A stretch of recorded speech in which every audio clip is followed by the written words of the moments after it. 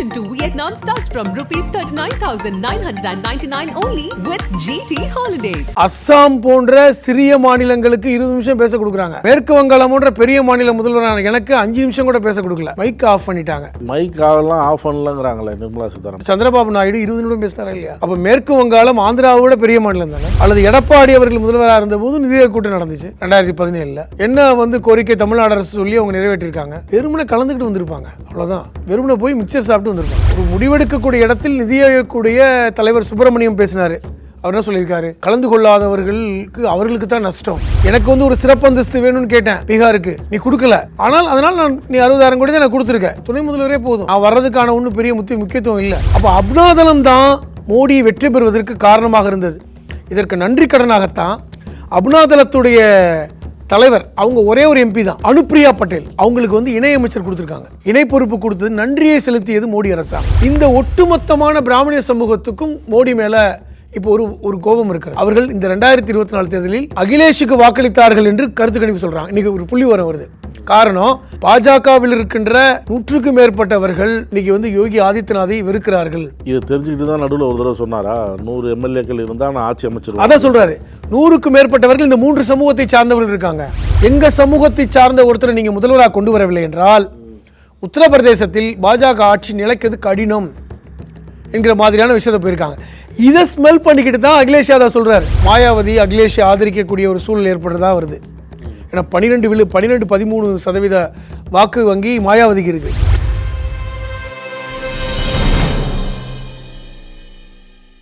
நக்கீரன் நேயர்களுக்கு வணக்கம். இன்று நம்முடன் கருத்துக்களை பகிர்ந்து கொள்ள இணைந்திருக்கிறார் மனிதநேய மக்கள் கட்சியின் மாநில அமைப்பு செயலாளர், எழுத்தாளர் புதுமடம் ஹலீம் அவர்கள். வணக்கம் சார். வணக்கம். முரசொலி நாடுதலில் ஒரு கட்டுரை, நிதி ஆயோக்கே தேவையில்ல, கலைச்சிருங்க. எதுக்கு அது? சரியான கேள்வி தான் சார். இந்த நிதி ஆயோக் எப்போ வந்தது? 2014க்கு முன்னாடி நிதி ஆயோக்கே கிடையாது. அதுக்கு முன்னாடி இந்தியாவில் இருந்தது பிளானிங் கமிஷன் தான். பிளானிங் கமிஷன் எப்படி இருக்கும்? ஒவ்வொரு மாநிலத்திலையும் ஒரு துணை பிளானிங் கமிஷன் இருக்கும். அகில இந்திய அளவில் இந்த பிளானிங் கமிஷன் எப்படி இருக்குன்னா, அந்த பிளானிங் கமிஷனுக்கான தலைவர் இருப்பார். அது ஒன்றிய அரசுடைய கண்ட்ரோலில் இருக்கும். அது தனி பாடியாகவே இயங்கும். எல்லா மாநில முதல்வர்களும் அதில் ஒரு பார்ட்டாக இருப்பாங்க. பிளானிங் கமிஷனை பொறுத்தவரை ஒரு விஷயத்தை செய்கிறாங்க அப்படின்னா முதல்வர்களிடம், அந்தந்த மாநில முதல்வரிடம் கேட்காமல் எந்த முடிவும் எடுக்க மாட்டாங்க. இதுதான் கடந்த கால வரலாறு. ஆனால் மோடி எப்பொழுது பிரதமராக வந்தாரோ அப்பொழுது பிளானிங் கமிஷன் கலைக்கப்பட்டது. நிதி ஆயோக் என்கிற ஒரு தனி நிறுவனம், இது முழுக்க அதிகாரிகள் உடைய அமைப்பாக, ஒன்றிய அரசின் கீழ் செயல்படக்கூடிய அமைப்பாக இருந்தது. இதில் எல்லா மாநில முதல்வர்களும் உறுப்பினராக இருந்தாலும் கூட, ஆனால் எந்த முதல்வரிடமும் எந்த கருத்தையும் பெருசாக கேட்டு செயல்படக்கூடிய இடத்துல நிதி ஆயோக் இல்லை. பேருக்கு தான் முதல்வர்கள் உறுப்பினராக இருக்காங்க. அதனால் நிதி ஆயோக் செய்கின்ற எந்த செயல்களும் மாநில முதல்வர்களுடைய ஒப்புதல் இல்லாமல் நடக்கிறது என்கிற குற்றச்சாட்டு ஏற்கனவே இருக்குது. இப்பொழுதும் உறுதி செய்யப்பட்டிருக்கிறது. இப்போது நிதி ஆயோக்கோட கூட்டம் முதல்வருடைய பிரதமருடைய தலைமையில் நடந்தது.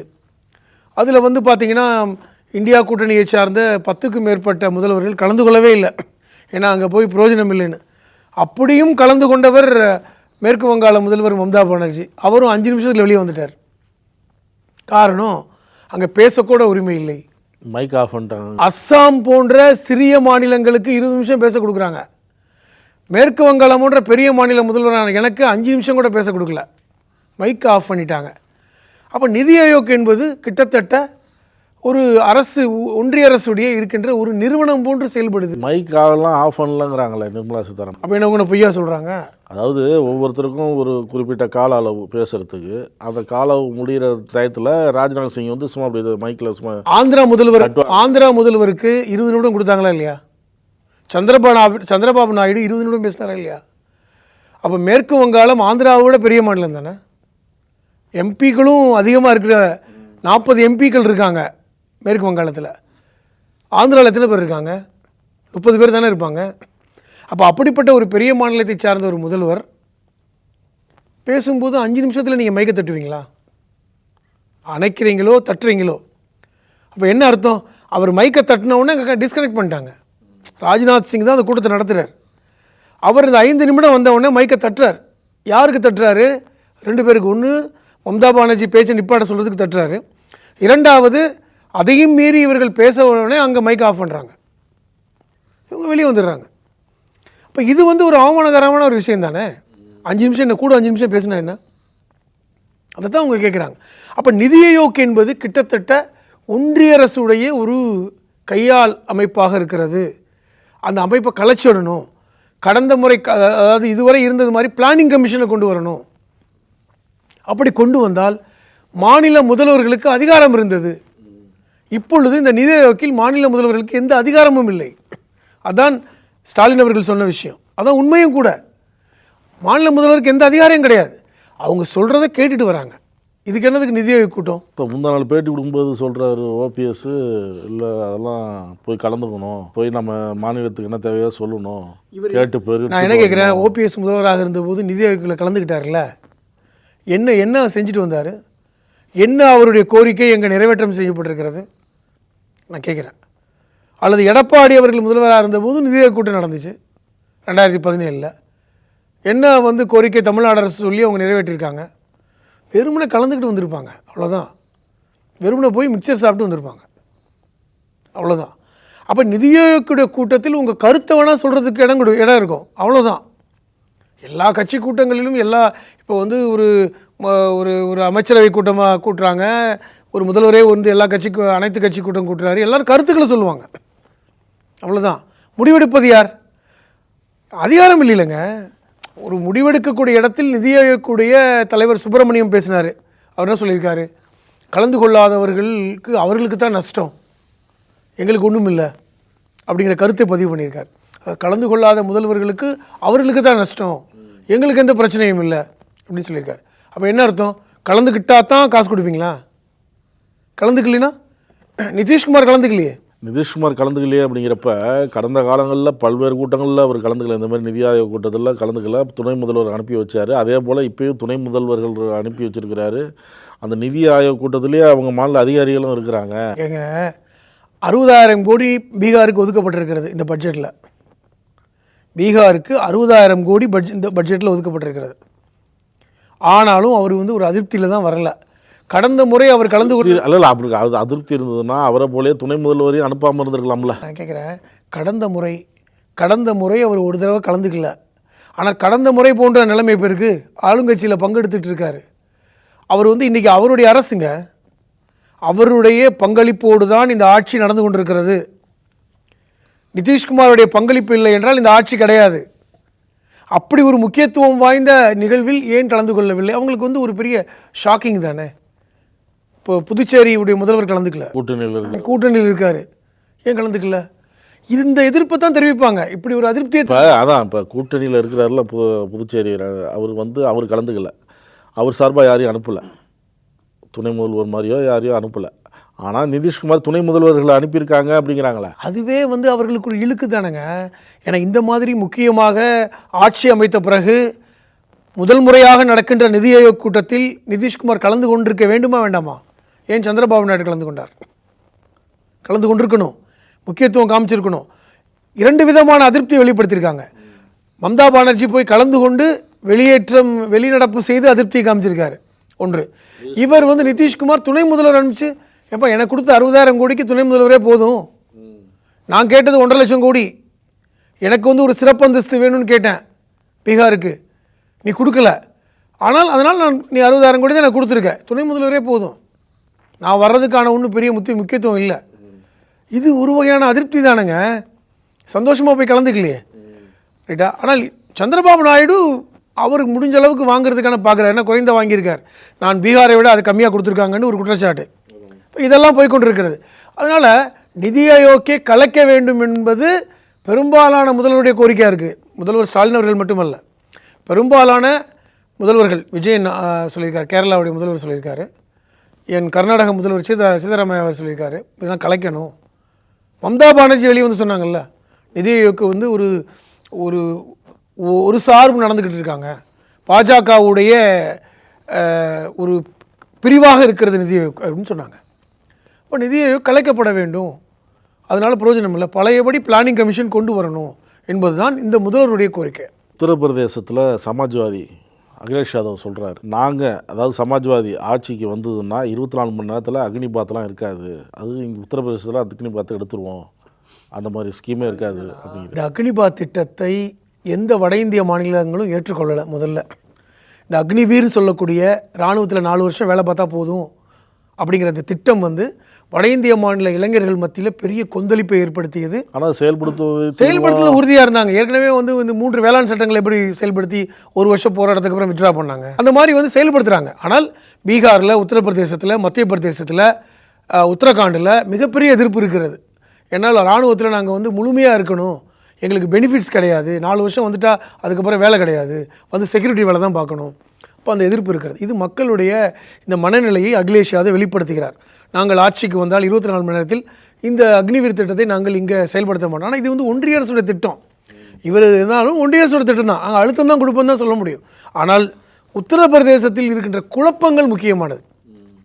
ஏன்னா உத்தரப்பிரதேசம் தான் முக்கியமான சக்தியாக இருக்கிறது. உத்தரப்பிரதேசத்திலிருந்து தான் பல பிரதமர்கள் இந்தியாவுக்கு வந்திருக்காங்க, இந்தியாவை ஆட்சி செய்திருக்கிறார்கள். இப்போ உத்தரப்பிரதேசத்தில் என்ன நடக்குது? இப்போது சட்டமன்ற தேர்தல் நடந்தது, 2022 நடந்துச்சு. இப்போ உத்தரப்பிரதேசத்தை பொறுத்தவரை 403 எம்எல்ஏக்கள் இருக்காங்க. இந்தியாவிலேயே ஒரு பெரிய சட்டமன்றம். ஏன்னா 20 கோடி மக்கள் இருக்காங்க, பெரிய மாநிலம். அப்போ அந்த 403 எம்எல்ஏக்களில் 202 இடங்களை பிடிப்பவர்கள் ஆட்சியை பிடிப்பாங்க. ஏற்கனவே 2017 பாஜக ஆட்சியை பிடித்தது. சொல்லப்போனால் யோகி ஆதித்யநாத் ரொம்ப சர்ப்ரைஸாக வந்து முதலமைச்சராக வந்தார், எதிர்பார்க்காம. 2022 தேர்தலில் அவர் தான் முன்னிறுத்தப்பட்டார். இப்போது பாஜக வந்து 2 கட்சியோட கூட்டணி வைத்திருந்தது. ஒன்று வந்து அப்னாதளம் சொல்லுவாங்க. இந்த அப்னாதளம்ங்கிற ஒரு ஜாதி கட்சி. இரண்டாவது நிஷாத் கட்சிங்கிற ஒரு கட்சி. இந்த 2 கட்சியோட மட்டும்தான் பாஜக கூட்டணி வைத்திருந்தாங்க. இந்த 2 கட்சிக்கும் ஆதரவாளர்கள் உத்தரப்பிரதேசத்தில் ரொம்ப அதிகமாக இருக்காங்க. அது ஒரு பக்கம். இந்த பக்கம் வந்து சமாஜ்வாடி கட்சி தனியாக இருந்தது, மாயாவதி தனியாக இருந்திருந்தாங்க. இப்படி பிரிஞ்சு தான் இருந்தாங்க. இருந்தாலும் கூட பாஜக 255 இடங்களில் வெற்றி பெற்றாங்க தனித்துவமாக. ஏன்னா 202 தான் தேவை, 255. அந்த கூட்டணி கட்சிக்கும் 12 எம்எல்ஏக்கள், 6 எம்எல்ஏக்கள் சேர்த்து மொத்தம் 273 பேருங்கிற மெஜாரிட்டியான ஒரு இடத்துல தான் பாஜக 2022 ஆட்சியை பிடித்து ஆட்சி செய்து கொண்டிருக்கிறார். ஆனால் அதே நேரத்தில் வந்து எதிர்க்கட்சியாக இருக்கின்ற சமாஜ்வாடிக்கும் மோசம் இல்லை, 111 எம்எல்ஏக்கள் இருக்காங்க. அவருடைய கூட்டணி கட்சி சேர்த்து 125 பேர் இருக்காங்க.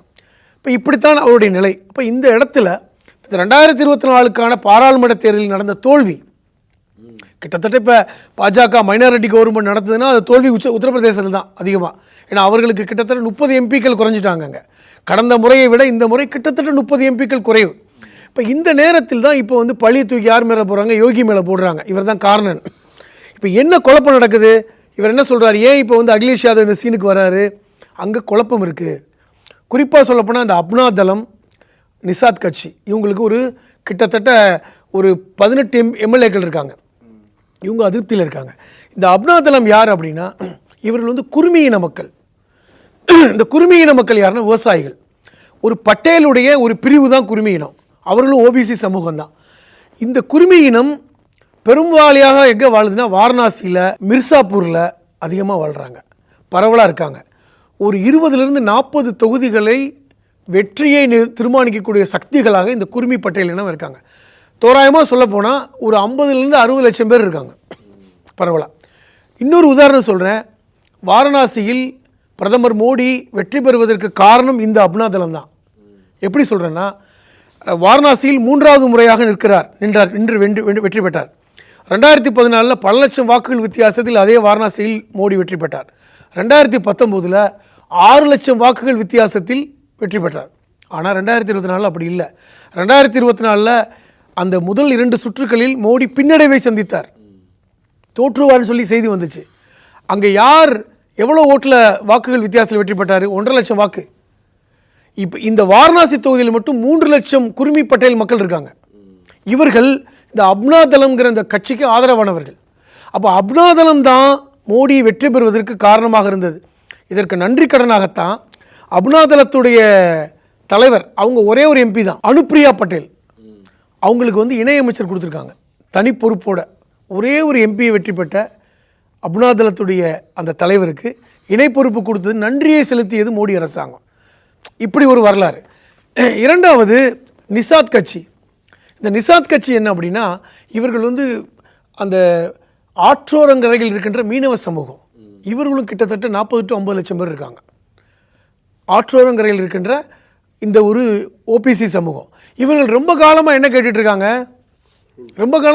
இருக்காங்க, எங்களை எஸ்சி பிரிவில் சேருங்கன்னு ஒரு கோரிக்கை வச்சுட்டு இருக்காங்க. ஏன்னா நாங்கள் ஒரு 50 லட்சம் பேர் இருக்கோம், எல்லோருமே மீனவ சமூகம், எங்களை எஸ்சி பிரிவில் சேருங்க, ஓபிசி பிரிவில் சேர்க்காதுங்க. இந்த கோரிக்கை இன்ன வரைக்கும் நிறைவேற்றப்படலை. அதுக்கு ஒரு வரலாறு இருக்குது. இந்த நிசாத் கட்சி சார்ந்த இந்த மக்கள் இருக்காங்கல்ல, இந்த ஆற்றோரங்கரையில் இருக்கின்ற நிசாத்துகள், அந்த ஜாதி பேரே நிசாத்துகள் தான். இவர்களுக்கு பின்னே ஒரு வரலாறு இருக்கிறது. ராமாயணத்தில் ராமர் 14 வருடம் வனவாசம் போனார்ல, போயிட்டு திருப்பி வந்தார், சீதையெல்லாம் கூட்டிகிட்டு வந்தார். அப்போ அந்த ஆற்றை கடக்க வேண்டிய இடத்துல இவரையும் இவரை சார்ந்த படையினரையும் ஆற்றை கடக்க உதவியவர்கள் தான் நிசாத்துக்கள். இப்படி ஒரு வரலாறு இருக்கிறது.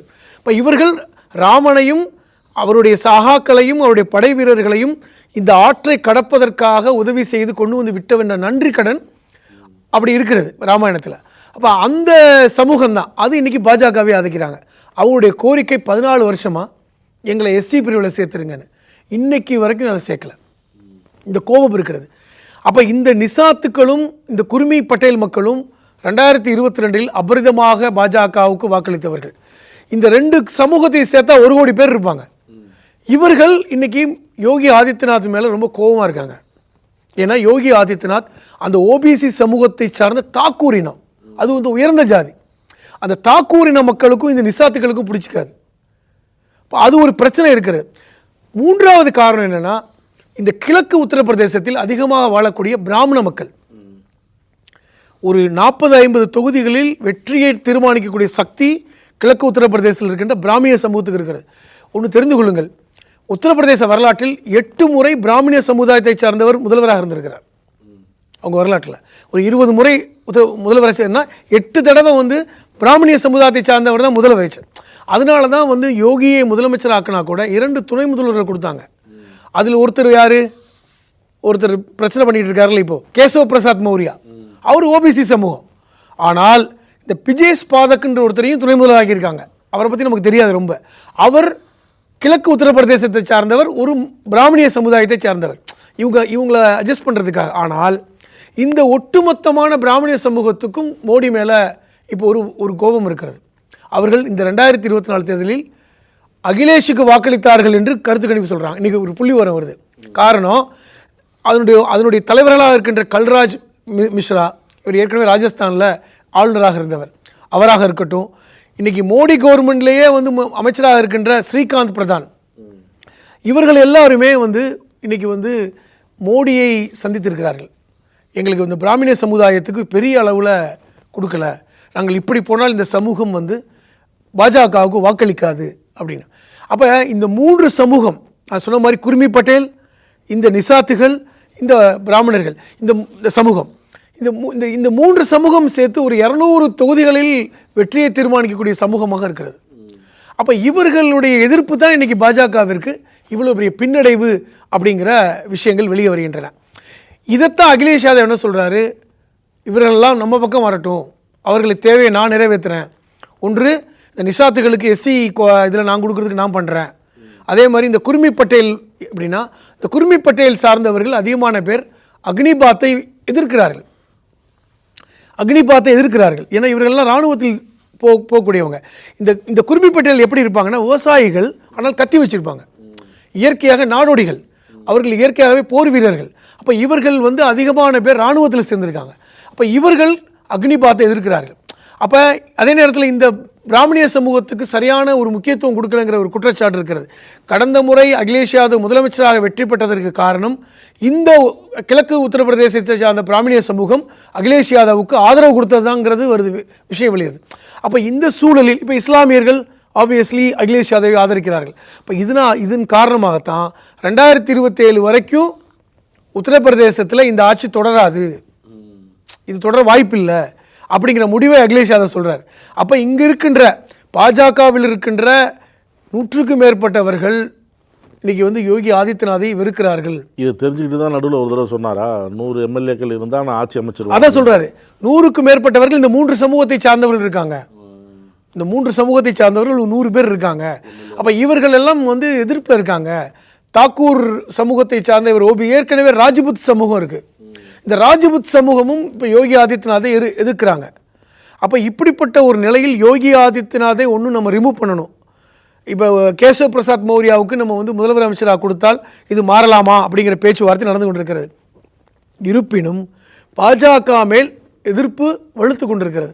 அதன் காரணமாக என்ன ஆச்சு, இப்போ அகிலேஷ் யாதவ் ஒரு தந்திரத்தை விதைக்கிறார். இன்னும் பார்த்தீங்கன்னா 5 வருஷம் இருக்குது, 5 வருஷம் இல்லை 3 வருஷம் இருக்குது.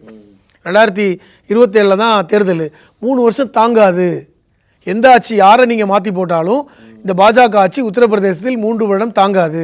ஏற்கனவே மைனாரிட்டி கவர்மெண்ட்டு அயோத்தியில் தோற்று போயிட்டாங்க, இந்த சமூக மக்களுடைய எதிர்ப்பு இருக்கிறது. அப்படிங்கிற அடிப்படையில் இன்றைக்கி அகிலேஷ் யாதவ் அதில் என்ன செய்கிறார், வெளிப்படையாக சொல்கிறார், 100 பேர் வந்துட்டால் நான் ஆட்சி அமைச்சிருவேன், வந்துடுவாங்க, ஒரு பெரிய மாற்றம் ஏற்படும் அப்படிங்கிற இடத்துக்கு இன்றைக்கி அகிலேஷ் யாதவ் நகர்ந்திருக்கிறார். ஏன் வந்து உத்தரப்பிரதேசத்தில் இந்த பிராமணிய சமூகம் வந்து பாஜக ஆதரவு என்றால், அடல் பிகாரி வாஜ்பாய் பிராமணிய சமூகத்தை சார்ந்தவர், அவருக்கு ஆதரவு கொடுத்தாங்க. ஒரு எந்த விதமான கண்டிஷன் இல்லாமல் நம்ம சமூகத்தை சார்ந்த ஒருத்தர் பிரதமர் ஆவதற்கு கொடுக்கணும்னு சொல்லிட்டு ஏற்கனவே வந்து இதே கேசவ் பிரசாத் மௌரியா, இதே மாதிரி கல்ராஜ் மிஸ்ரா, இந்த கல்ராஜ் மிஸ்ரா முக்கியமான தலைவருங்க. அவருக்கு இப்போ 82 வயசு. அவர் 2 முறை ராஜஸ்தானில் ஆளுநராக இருந்தவர். அவர் வந்து பார்த்திங்கன்னா அவர் இருக்கிற காலத்தில் அவர் தான் வந்து பாஜகவுடைய தலைவராக இருந்தார். அவர் வந்து நம்முடைய யாருக்கு வாஜ்பாய் அவர்களுக்கு பிரதமர் ஆவதற்கு நம்ம வந்து ஒத்துழைப்பு கொடுக்கணும்னு சொல்லிட்டு வெளிப்படையாக பேசியவர். அப்போ அந்த நிலை இன்றைக்கி இல்லை. இன்றைக்கி வந்து பிரதமர் மோடி ஓபிசி சமூகம், நம்ம யோகி ஆதித்யநாத் ஓபிசி சமூகம். ஸோ ஓபிசி சமூகம் நமக்கு வந்து பெரிய அளவில் அனுசரணையாக இல்லைங்கிற எண்ணம் இன்றைக்கி உத்தரப்பிரதேசத்தில் இருக்கின்ற இந்த பிராமணிய சமூக மக்களுக்கு வந்திருக்கிறது என்பது தான். இன்றைக்கி தர்மேந்திர பிரதானை போய் பார்த்துருக்காங்க, கல்வி அமைச்சராக இருக்கார்ல, அவர் அந்த சமூகத்தை சார்ந்தவர் தான். அவரை போய் யார் பார்த்துருக்காங்க, கல்ராஜ் மிஸ்ரா தலைமையில் பார்த்துருக்காங்க. 82 வயசு அவருக்கு. அவர் தலைமையில் இந்த ஸ்ரீகாந்த் சர்மா முக்கியமான ஆள், அவர் வந்து இந்த யோகி ஆதித்யநாத்துடைய அமைச்சரவையில் ஒரு முக்கியமான அமைச்சருங்க. அவர் எல்லாருமே என்ன செஞ்சுருக்காங்க, இந்த பிரசாத் பாதோக்கு, இந்த பிரஜோஸ் பாதக், இவர் துணை முதல்வர். ஸோ முக்கியமான நபர்கள் எல்லாம் இன்றைக்கி வந்து தர்மேந்திர பிரதானை பார்த்து எங்களுக்கு சரியான முக்கியத்துவம் இல்லை, எங்கள் சமூகத்தை சார்ந்த ஒருத்தரை நீங்கள் முதல்வராக கொண்டு வரவில்லை என்றால் உத்தரப்பிரதேசத்தில் பாஜக ஆட்சி நிலைக்கிறது கடினம் என்கிற மாதிரியான விஷயத்தை போயிருக்காங்க. இதை ஸ்மெல் பண்ணிக்கிட்டு தான் அகிலேஷ் யாதவ் சொல்கிறார், எங்களுக்கு வந்து இந்த கிழக்கு உத்தரப்பிரதேச மக்கள் எங்களுக்கு அனுசரணையாக இருப்பாங்க, நாங்கள் அவங்களுக்கு முக்கியத்துவம் கொடுக்குறோம். இன்னும் சொல்ல போனால் அவர்களுக்கு நாங்கள் ஆட்சி மாற்றம் ஏற்பட்டால் முக்கியத்துவமான விஷயங்களை கொடுப்போம். இதே நீங்கள் வந்து அப்னா தளத்துக்கும் நாங்கள் முக்கியத்துவம் கொடுப்போம். அதே மாதிரி நிசாத் அந்த கம்யூனிட்டிக்கு வந்து நாங்கள் எஸ்சி கோட்டாவில் நாங்கள் இடம் கொடுப்போம். இந்த விஷயங்கள் எல்லாம் நாங்கள் ஆட்சிக்கு வந்து உடனே நிறைவேற்றம் செய்யப்படும். முக்கியமாக நீங்கள் சொன்ன மாதிரி அக்னிபாத் விஷயத்தை நாங்கள் எதிர்ப்போம், உத்தரப்பிரதேசத்தில் நடக்க விட மாட்டோம். ஏன்னா அந்த அப்னாபத்தோட முக்கியமான கோரிக்கை இந்த இந்த அக்னிபாத்தை நீக்கணும்னு சொல்லிட்டு. அப்போ இதெல்லாம் வந்து கூட்டி கழித்து பார்த்து தான் நம்ம அகிலேஷ் யாதவ் சொல்கிற ஸ்டேட்மெண்ட் என்பது இந்த ஆட்சி நிலைக்காது, 2027 வரைக்கும் போகாது, அவ்வளோ குழப்பங்கள் இருக்கிறது. அப்போ இன்னும் வந்து 2027 பாஜக மிக மோசமான ஒரு தோல்வியை சந்திக்குவீங்க. ஏன்னா இன்றைக்கி வந்து ஒரு விஷயம் போயிட்டுருக்கு, மாயாவதி அகிலேஷை ஆதரிக்கக்கூடிய ஒரு சூழல் ஏற்படுறதா வருது. ஏன்னா 13% வாக்கு வங்கி மாயாவதிக்கு இருக்குது. ஸோ அவர் வந்து ஏற்கனவே என்ன சொல்கிறார், பரவாயில்ல அகிலேஷுக்கு நாங்கள் ஆதரவு கொடுப்போம் அப்படிங்கிற மாதிரி இடத்துக்கு வர்றாங்க. இந்த சூழல் என்பது பாஜகவுக்கு மிகப்பெரிய ஒரு பின்னடைவாக உத்தரப்பிரதேசத்தில் பார்க்கப்படுது. பாஜகவில் இருக்கிற சில பேர் அதிருப்தியாக இருக்கிறவங்க வந்து அகிலேஷில் தொடர்பில் இருக்கிறாங்க, அவங்களையும் ஆதரிக்கவும் தயாராக இருக்கிறாங்க அப்படின்னு சொல்கிறீங்க. அதே போல் மாயாவதியும் தனது ஆதரவை வந்து அகிலேஷுக்கு தெரிவிப்பதாக தகவல் வெளியாகி இருக்குது அப்படின்னு சொல்கிறீங்க. இதனெல்லாம் ஸ்மெல் பண்ணிட்டு தான் அகிலேஷ் யாதவ் வந்து கடந்த சில தினங்களுக்கு முன்பு 100 எம்எல்ஏ இருந்தால் நான் ஆட்சி அமைச்சிருவேன் அப்படின்லாம் சொன்னது. அதுக்கு மிகப்பெரிய இன்னொரு உதாரணம், இன்னும் ஒரு 10-13 சட்டமன்ற இடைத்தேர்தல் நடக்க போகுது. உத்தரப்பிரதேசத்தில் 13 சட்டமன்ற இடைத்தேர்தல் நடப்பதாக செய்தி வருகிறது. அங்கே இன்னும் அதெல்லாம் நடக்கலை. அப்போ அந்த தேர்தலில் அந்த கணிப்பு வெற்றி வாய்ப்பு என்பது அதில் வெளிப்படையாக தெரிஞ்சிடும். ஸோ அதில் வருகின்ற அந்த ரிசல்ட் இருக்குது பார்த்தீங்களா, முடிவு, அந்த முடிவு இந்த கணக்கு சரியாக போகிறதா, அல்லது பாஜக வந்து இதில் வந்து மீண்டுருச்சா, இல்லை அவர்கள் அகிலேஷுடைய அந்த திட்டம் நிறைவேறுவதற்கான வாய்ப்புகளை உருவாக்குமா போன்ற விஷயங்களை நமக்கு தெரியப்படுத்தக்கூடிய விஷயமாக இருக்கும். இடைத்தேர்தல் முடிவை பொறுத்து ஆட்சி மாற்றங்கள் வரும். 100 பேர் மாறாங்களா? ஏன்னா அகிலேஷ் வந்து காய் நகர்த்த ஆரம்பிச்சிட்டாரு. அகிலேஷ் வந்து ஆட்சி அமைத்தால் நாங்கள் வந்து உதவுவோங்கிறது மாயாவதியுடைய திட்டமாக இருக்கிறது. ஸோ பாஜக ஆட்சியை வீட்டுக்கு அனுப்பக்கூடிய வேலையை 3 வருடம் இருக்கிறது. 3 வருடங்கிறது நீண்ட நெடிய தூரம். இன்றைக்கி முதல்வருக்கும் பெரிய அளவில் இன்றைக்கி பெரிய குழப்பம், பாஜக பின்னடைவு, 45 எம்பிக்கள் வந்து இன்றைக்கி அகிலேஷுக்கு இருக்குது உத்தரப்பிரதேசத்தில்.